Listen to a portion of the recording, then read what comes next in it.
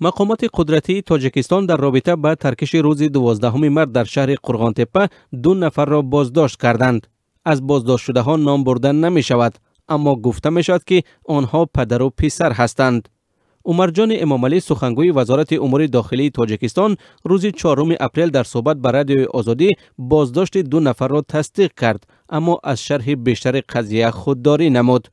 عمرجان امامعلی گفت فعلا تفتیشات از طرف دادستانی ولایت ختلان ادامه دارد و به خاطر خلل نرساندن به جریان تفتیشات از ارائه بیشتر خبر خودداری می شود.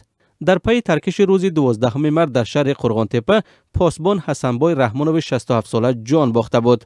دادستانی ولایت ختلان در رابطه با ترکش در روبروی دادستانی نظامی شهر قرغانتپه بر اساس ماده تروریسم کودکس جنایی تاجیکستان پرونده باز کرد.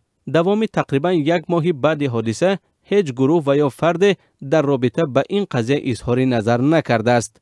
در تاریخ تاجیکستان مستقل نخستین حمله انتحاری به بنای شعبه منطقوی مبارزه با جنایت‌های متشکل در خوجند در ماه سپتامبر سال 2010 صورت گرفته بود. در حمله خوجند 2 کارمند پلیس کشته و 26 کارمند همین شعبه و 2 نفر دیگر زخمی شدند. مقامات آن زمان اعلام کردند که گروه انصارالله مسئول این حمله بوده است.